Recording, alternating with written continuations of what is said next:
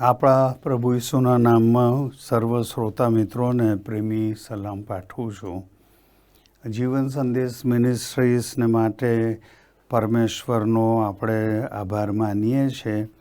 તેમની વિવિધ સેવાઓ મારફતે આપણે આશીર્વાદ પામ્યા છે અને ખાસ કરીને આ કાર્યને આગળ વધારવામાં પ્રત્યેક શ્રોતા મિત્રોનું પ્રોત્સાહન મળ્યું છે, ટેકો મળ્યો છે અને સાથે સાથે ઈશ્વરના રાજ્યની બાંધવામાં જે પ્રાર્થના અને સહકાર મળતો રહ્યો છે તે સર્વ આપણા આનંદનું કારણ બન્યું છે. આજે આપણા મનન માટે ચાવીરૂપ કલમો એ માર્કની સુવાર્તા 12મો અધ્યાય 41થી 44મી કલમ પસંદ કરી છે અને એનું શીર્ષક આપણે આપીએ છીએ વિધવા જેણે તેણી પાસે જે હતું તે બધું જ આપ્યું હતું. એવા શીર્ષક સાથે આ કલમોનો આપણે અભ્યાસ કરીએ છીએ અને એમાંય જે પ્રશંસા પ્રભુ ઈસુ ખ્રિસ્તે કરી એ પ્રશંસા 43 અને 44મી કલમમાં જોવા મળે છે. પણ આ કલમો આપણે આજે વાંચવાના છે અને જો તમારી પાસે બાઇબલ હોય તો તમે તે બાઇબલ ખુલ્લું રાખી શકો અને એમાં આ કલમો જુઓ. માર્કની સુવાર્તા 12મો અધ્યાય અને 41મી કલમથી આ પ્રમાણે લખવામાં આવ્યું છે. અને તેમણે ખજાનાની સામે બેસીને લોકો ભંડારમાં પૈસા કેવી રીતે નાખે છે તે જોયું અને ઘણા પૈસાદારોએ ઘણા નાખ્યા. અને એક દરિદ્રી વિધવાએ આવીને 2 દમણી એટલે એક અધેલો નાખ્યો અને તેમણે પોતાના શિષ્યોને પાસે બોલાવીને તેઓને કહ્યું, હું તમને નિશ્ચય કહું છું કે ભંડારમાં એ સર્વ નાખનારા કરતાં આ દરિદ્રી વિધવાએ વધારે નાખ્યું છે. કેમ કે તે બધાએ પોતાના ભરપૂરીપણામાંથી નાખ્યું, પણ એણે પોતાની દરિદ્રી તંગીમાંથી પોતાનું સર્વસ્વ એટલે પોતાની સર્વ ઉપજીવિકા નાખી. અને આ કલમોના આધારે આજે આપણે વિચાર કરવા માંગીએ છીએ. આ શ્રેણીના છેલ્લા ભાગમાં આપણે પ્રભુ અને દરિદ્રી વિધવાને નિહાળીએ છીએ. જ્યાં સુધી આપણે જાણીએ છીએ ત્યાં સુધી પ્રભુએ આ સ્ત્રી સાથે કોઈ પણ જાતની વાતચીત કરી નહોતી. તેમ છતાં તેમણે તેની માટે જે કહ્યું તે પ્રશંસાની સૌથી કૃપાવંત શબ્દો હતા અને આપણા અભ્યાસ માટે તે ચાવીરૂપ છે અને જે આપણા આપવાના દાન માટે પ્રશ્ન સાથે સંબંધ ધરાવે છે. હવે જો તમે જુઓ તો જૂના કરારમાં તે બંધન અને ફરજ હતી અને યહૂદીઓ પ્રભુ પાસે તેઓના દાન અને અર્પણ લાવતા હતા. પણ જ્યારે આપણે નવા કરારમાં આવીએ છીએ ત્યારે નવા કરારમાં પ્રભુને દાન આપવાની વાતમાં આપણે શીખીએ છીએ કે તે એક ફરજ નહીં પણ આપણી તક અને આનંદ છે. અને એ રીતે કહેવામાં આવ્યું કે આપણે ખેદથી નહીં કે ફરજિયાત નહીં પણ ખુશીથી અને આભાર સ્તુતિ સાથે દાન આપવાનું આપણને કહેવામાં આવ્યું. અને એથી એક કલમ તરફ તમારું ધ્યાન દોરું તો 2 કોરિન્થી 9મો અધ્યાય અને 7મી કલમ હું વાંચું છું. ત્યાં આ પ્રમાણે લખવામાં આવ્યું છે. 2 કોરિન્થી 9મો અધ્યાય અને 7મી કલમ કહે છે, જેમ દરેક પોતપોતાના હૃદયમાં અગાઉથી ઠરાવ્યું છે તે પ્રમાણે તેણે આપવું, ખેદથી નહીં કે ફરજિયાત નહીં, કેમ કે ખુશીથી આપનારને ઈશ્વર ચાહે છે. અને આ એક વાત આપણને બહુ સ્પષ્ટ કહે છે કે આપણે ફરજિયાત નહીં, ખેદથી નહીં પણ આનંદ સાથે આભાર સાથે પ્રભુને દાન આપીએ એવી વાત કરવામાં આવી. હવે તમે જુઓ તો બાઇબલ નાણાંના કારભારીપણા વિશે ઘણું કહે છે અને આ મનનની અંદર આપણે કેટલાક મુખ્ય બોધપાઠો તરફ ધ્યાન આપવા માગીએ છીએ. આજે આ મનનની અંદર આપણે 5 બોધપાઠો જોવા માગીએ છીએ કે જે ઈસુએ અથવા આ વૃત્તાંતની અંદર, આ કલમોની અંદર આપણને જોવા મળે છે. એવા 5 બોધપાઠ તરફ આપણે ટૂંકમાં ધ્યાન આપીશું. હવે જો તમે સૌથી પહેલો જુઓ તો પ્રથમ બોધપાઠ આ છે કે પ્રભુને જે આપીએ છીએ તે અને આપણે પોતાની પાસે જે રાખીએ છીએ તે પ્રભુ જુએ છે. એટલે આપણે જે આપીએ છીએ તે અને આપણે પોતાની પાસે રાખીએ છીએ એ પ્રભુ જુએ છે. અને 41મી કલમમાં તેમણે કહ્યું કે તેમણે ખજાનાની સામે બેસીને લોકો ભંડારમાં પૈસા કેવી રીતે નાખે છે તે જોયું. અને એ તમે જુઓ તો ઈસુ ખજાનાની સામે બેઠા છે અને ભંડારમાં લોકો કેવી રીતે પૈસા નાખે છે એ એમણે જોયું હતું અને કેવી રીતે દાન આપે છે. ભલે પછી કારણવશાત કે કાળજીપૂર્વક તેઓ દાન આપે છે, ખેદથી કે આનંદથી દાન આપે છે, ન્યૂનતમ આપે છે કે અધિકતમ આપે છે, એ પ્રભુએ એ સમયે જોયું હતું અને આજે પણ તે જુએ છે. તેમણે નોંધ કરી છે કે તેઓ ફરજ પ્રમાણે કે પ્રભુએ તેમને જે આપ્યું છે તેનો આભાર માનતા દાન આપે છે એવું પ્રભુ ઈચ્છા રાખે છે. ખ્રિસ્તી વ્યક્તિના અંતઃકરણ અને ચારિત્રની સાચી અને વાસ્તવિક ઓળખ પ્રમાણે ખ્રિસ્તી વ્યક્તિ કેવી રીતે દાન આપે છે એ આપણે વિચારવાની જરૂર છે. આપણે દાન આપીએ ત્યારે જો આપણે સભાનું હોઈએ કે પ્રભુ ખજાનાની સામે બેઠા છે અને એમની પ્રેમાળ દ્રષ્ટિ આપણા તરફ તે રાખે છે અને એમની આંખો તો કેવી છે, પ્રકટીકરણ 1:14 કહે છે એમ આંખો અગ્નિની જ્વાળા સમાન છે. અને એ આંખો અગ્નિની જ્વાળા સમાન, એ આંખો આપણને પ્રેમથી આપણા તરફ દ્રષ્ટિ કરે છે જ્યારે આપણે દાન આપીએ છીએ ત્યારે. તો પછી એ વાત ચોક્કસ તફાવત સર્જી શકે છે. અને એથી આ પહેલો બોધપાઠ આપણને શીખવા મળે છે કે પ્રભુને આપણે જે આપીએ છીએ તે અને આપણે પોતાની માટે જે રાખીએ છીએ તે પ્રભુ જુએ છે. હવે આ વાત આપણને બીજા બોધપાઠ તરફ દોરી જાય છે અને તે આ છે બીજો બોધપાઠ.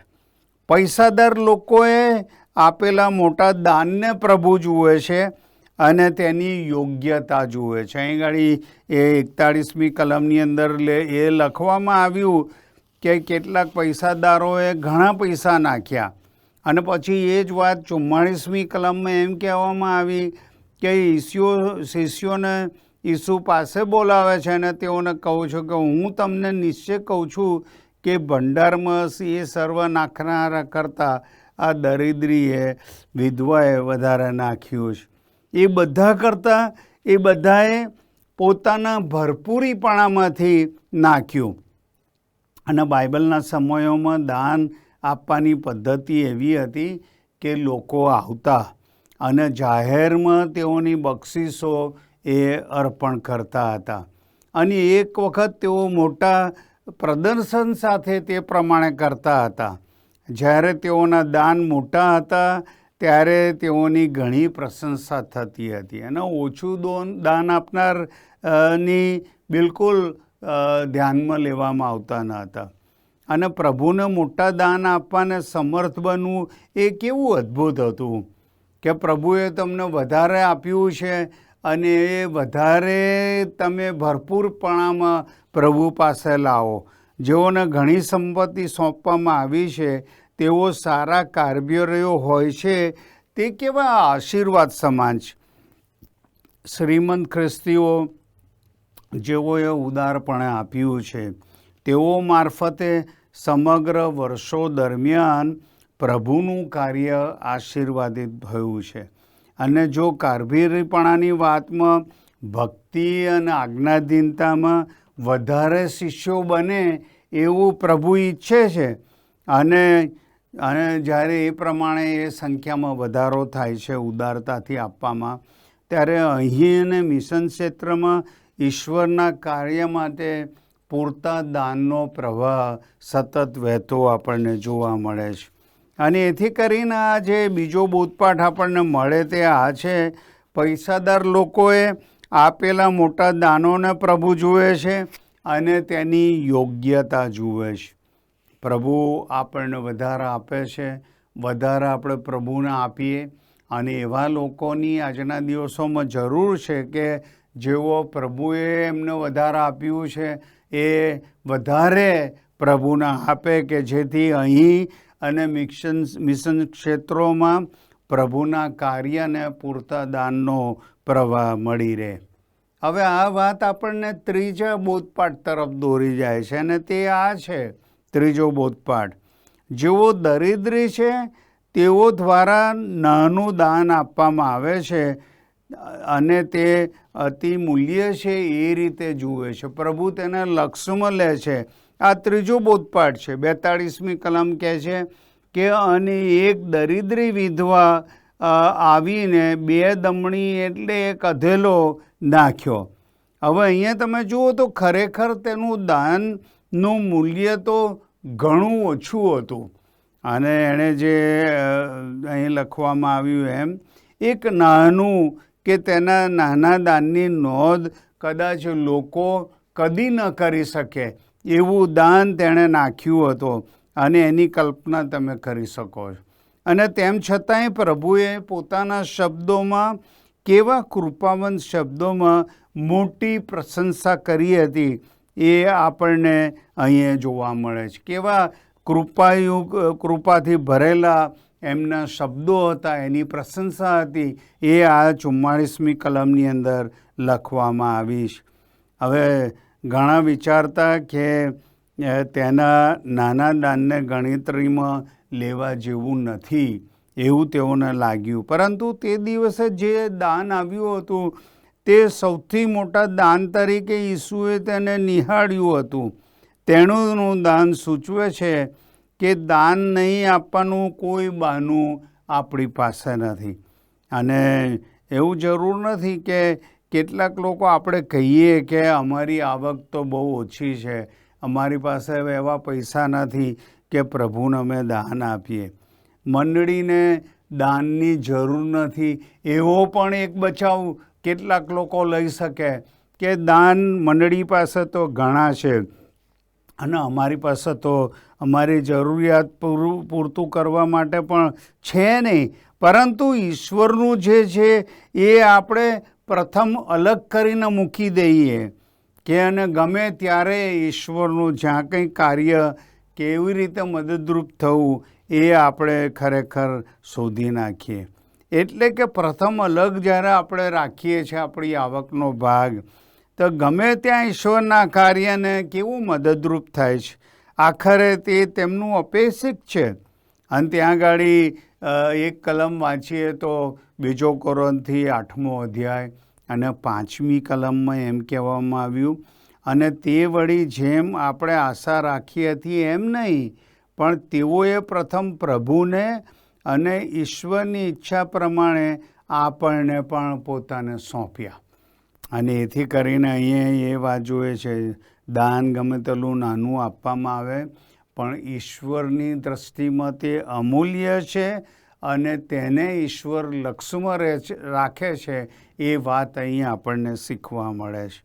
અને આ ત્રીજો બોધપાઠ આપણને જોવા મળે છે. જેઓ દરિદ્રી છે તેઓ દ્વારા નાનું દાન આપવામાં આવે છે તેને તે અમૂલ્ય તરીકે જુએ છે અને લક્ષમાં લે છે. એ ત્રીજો બોધપાઠ આપણને ચોથા બોધપાઠ તરફ આપણને દોરી જાય છે, અને તે એ છે કે પ્રભુ આપણા આપેલા દાનની રકમ કરતાં આપણે પોતાની પાસે જે રકમ રાખીએ છીએ તેની તે માપણી કરે છે. આપણે જે દાન આપીએ એના કરતાં આપણે પોતાની પાસે જે રાખીએ છીએ એની પ્રભુ આપણી માપણી કરે છે. હવે અહીં ગાડી 43મી કલમ અને 44મી કલમ ફરીથી વાંચીએ છીએ. અને તેણે પોતાના શિષ્યોને પાસે બોલાવીને તેઓને કહ્યું, હું તમને નિશ્ચય કહું છું કે ભંડારમાં એ સર્વ નાખનારા કરતાં આ દરિદ્રી વિધવાએ વધારે નાખ્યું છે. કેમ કે તે બધાએ પોતાના ભરપૂરીપણામાંથી નાખ્યું, પણ એણે પોતાની તંગીમાંથી પોતાનું સર્વસ્વ એટલે પોતાની સર્વ ઉપજીવિકા નાખી. અને આવી કૃપાયુક્ત શબ્દમાં પ્રભુએ એની પ્રશંસા કરી હતી. અને એથી કરીને આપણા મનમાં એવો વિચાર તરત ઊભો થાય કે આ ઈશ્વરનું સ્વર્ગનું અર્થતંત્ર કેવું જુદું છે. આપવામાં આવેલા દાનની ખરેખર પ્રમાણતા ક્વોન્ટિટી કરતાં દાનની ગુણવત્તા ક્વોલિટીને ઈસુ ધ્યાનમાં લે છે. અને એ વાત ઈસુએ તેમના શિષ્યોને એ વાત તો શીખવી હતી. એમણે ઉદારતાનો ઉપયોગ કર્યો હતો કે તમારી પાસે જે છે એનો ઉદારપણે પ્રભુને આપો. અને એથી કરીને તે શ્રીમંત અને પુષ્કળ સંપત્તિ ધરાવનાર શ્રીમંતોનો નહીં, પણ અહીંયા એક વિધવા સ્ત્રી જેની પાસે વધારાનું કંઈ ન હતું, અને પ્રભુ એનો ઉપયોગ કરે છે. પ્રભુએ તેના દાન આપવાની ક્વોલિટી ગુણવત્તાની પ્રશંસા કરી હતી. અને તેમણે કહ્યું કે તે દિવસે કોઈ પણ વ્યક્તિએ ઈશ્વરને દાન આપ્યું તેના કરતાં તેણીએ વધારે આપ્યું હતું. અન્યોએ પોતાના ભરપૂરીપણામાંથી આપ્યું હતું, અર્થાત પોતાને માટે પુષ્કળ બાકી રાખ્યું હતું. અને આ સ્ત્રીએ તો પોતાની દરિદ્રતામાંથી સર્વ કંઈ આપ્યું હતું. જેના પર એ જીવી શકે તે બધું જ તેણે પ્રભુને અર્પણ કર્યું હતું. અને એથી કરીને સ્વર્ગીય રીતે તેણીએ અન્યો કરતાં વધારે મોટું દાન આપ્યું હતું. પરંતુ ઈશ્વરના બાળકો માટે ઈશ્વર દેવેદાર નથી. ઈશ્વર કોઈનો દેવેદાર નથી. અને એથી કરીને એ વાત આપણને યાદ દેવડાવે છે કે જે તેઓની ભૌતિકતામાંથી જેઓ તેમને માન આપશે અને ઉદારપણે પોતાની પ્રેમ ભેટ પ્રભુને આપશે અને તેઓના અર્પણ નિયમિત આપશે, તો ઈશ્વરે તો પ્રોમિસ આપ્યું છે એ પ્રમાણે તેઓની સર્વ જરૂરિયાત પ્રભુ પૂર્ણ કરશે એની ખાતરી તેઓ રાખી શકે છે. અને તમે જુઓ તો બાઇબલની અંદર ઈશ્વરે આપણને ઘણા બધા પ્રોમિસીસ આપ્યા છે. અને એ પ્રોમિસીસની અંદર આ એક વચન તો આપણે યાદ રાખીએ છીએ. ફિલિપિયોનો પત્ર 4 અધ્યાય અને 19મી કલમ તમે જાણો છો. પણ એ કલમની અંદર પ્રભુ કહે છે, મારા ઈશ્વર પોતાના મહિમાની સંપત પ્રમાણે તમારી સર્વ ગરજ ખ્રિસ્ત ઈસુમાં પૂરી પાડશે. એટલે એનો અર્થ એ કે પ્રભુને જ્યારે આપણે ઉદારતાથી આપીએ છીએ, પ્રભુ કોઈનો દેવાળીઓ નથી. અને એથી કરીને તમારી જે કંઈ જરૂરિયાત હોય, આ વિધવા સ્ત્રીએ એવું પ્રભુને ઉદારતાથી આપ્યું અને એ ઉદારતા પ્રમાણે એની પોતાની સર્વ ઉપજીવિકા નાખી એવું ત્યાં આગળ કહેવામાં આવ્યું. એટલે એની પાસે રિસોર્સિસ ઓછા હતા, પણ તેમ છતાંય એણે એ પ્રભુને માટે આપ્યું હતું. અને આ વાત આપણને છેલ્લા બોધપાઠ તરફ દોરી જાય છે. અને તે આ 5મો બોધપાઠ, સમર્પિત દાન આપવાનું રહસ્ય. ઈશ્વરને પ્રસન્ન કરે એવું દાન તે કબૂલ કરે છે કે આપણી પાસે છે તે સઘળું ઈશ્વરે આપેલું છે. હવે આ સ્ત્રીએ ખરેખર તેણીનું સઘળું આપ્યું હતું. 44મી કલમમાં કહ્યું છે, એણે પોતાની તંગીમાંથી પોતાનું સર્વસ્વ, એણે પોતાની સર્વ ઉપજીવિકા એણે પ્રભુને આપી હતી. અને એથી કરીને ખ્રિસ્તી તરીકે મારે એ સ્વીકારવાની જરૂર છે, જ્યાં સુધી મારી સંપત્તિ અને નાણાંને સ્પર્શે છે ત્યાં સુધી તે બધું જ ઈશ્વરનું છે.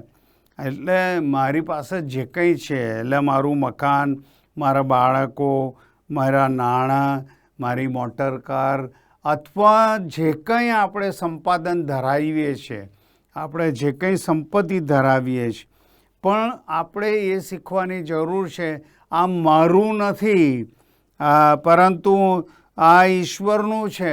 ઈશ્વરે મને કારભારી તરીકે આ વસ્તુઓ સોંપી છે. ટ્રસ્ટી તરીકે મને આ બધી વસ્તુઓ સોંપી છે. અને આ સિદ્ધાંત નાણાંને કઈ રીતે લાગુ પડે છે એવો આપણા મનમાં પ્રશ્ન થાય. તો આપણે જો એવું સ્વીકારીએ કે મારું સગડું પ્રભુનું છે, તો હું એમ કહીશ કે તેમને મારે કેવો ઉપયોગ કરવો જોઈએ. પરંતુ તેને બદલે આપણે એમ કહીશું કે મારી પોતાની જરૂરિયાતો માટે પ્રભુ હું કેટલા નાણાં મારી પાસે રાખું એવી તમારી ઈચ્છા છે. અને એથી કરીને આ વાત આપણને એવું યાદ દેવડાવે છે કે જે આપણને એમ કહે કે આ જે કંઈ મારું છે, અનેકવાર માણસ એવું વિચાર્યા કરે આ મારું મારું મારું, પણ ખરેખર જે પ્રભુએ આપ્યું છે પોતાની દયામાં, પ્રભુની મહેરબાની કે પ્રભુએ તમને એ બધા વાનાઓથી તમને સંપત્તિવાન કર્યા છે. પણ આપણે એ વાતને યાદ રાખવું જોઈએ કે એ બધું આપણને ઈશ્વરની દયામાં આપવામાં આવ્યું છે. અને આપણે તો કારભારી છીએ, આપણે એનો વહીવટ સારી રીતે કરીએ એવી પ્રભુ ઈચ્છા રાખે છે. અને એથી કરીને આ બધી વસ્તુઓ જો પ્રભુની છે, હું એમનો નિમાયેલો ટ્રસ્ટી છું, હું એમનો કારભારી છું, તો આ પોતાની જરૂરિયાત માટે પ્રભુના કેટલા નાણાં હું પોતાની પાસે રાખું એવી ઈશ્વરની ઈચ્છા છે, એ આપણે પ્રશ્ન પૂછવાની જરૂર છે. અને એથી કરીને આ દરિદ્રી સ્ત્રી પ્રભુને એટલો બધો પ્રેમ કરતી હતી કે તેણીએ પોતાની તંગીમાંથી પોતાનું સર્વસ્વ તેણે આપ્યું હતું. અને તેની સાચી ઉદારતા હતી. બલિદાન આપવા સુધીની હદનું તે દાન હતું. અને તે વાસ્તવિક વિશ્વાસ હતો, કારણ કે તે વાસ્તવિક વિશ્વાસ સર્વસ્વ આપે છે. અને પછી આગળની વ્યવસ્થા માટે ઈશ્વર પર ભરોસો રાખે છે. પરંતુ સમગ્ર વાતનું રહસ્ય ચોક્કસપણે આ છે કે તેણીએ પ્રભુને દાન આપ્યું હતું.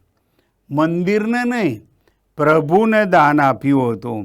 અને પ્રભુને વ્યક્તિગત રીતે દાન તેણે આપ્યું હતું. તેણી પોતાનું નાનું દાન હતું છતાં ભવ્ય દાન ખજાનામાં નાખતી હતી. તેણીનું અંતઃકરણ કહે છે, આપણા અનિવાચ્ય દાનને માટે તેમની સ્તુતિ થાવ. અને 2 કોરિન્થી 9 અને 15 ઈશ્વરના અનિર્વાચ્ય દાનને માટે તેમની આપણે સ્તુતિ કરીએ. એ વલણ આ સ્ત્રીએ અપનાવ્યું હતું. હું ને તમે પણ જ્યારે આ જગતમાં છે ત્યારે આ વાત આપણને આ શીખવે છે કે તમે હું પ્રભુને કેટલું આપીએ છીએ.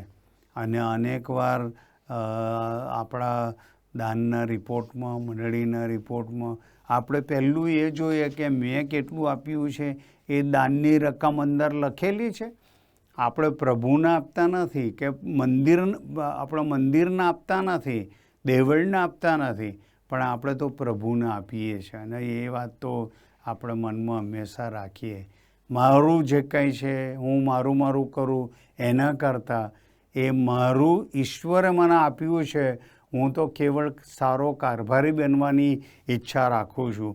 અને એક ટ્રસ્ટી તરીકે જ્યારે આપણે એ પ્રમાણે કરીએ છીએ ત્યારે પ્રભુ આપણને આશીર્વાદ આપ્યા વગર રહેશે નહીં.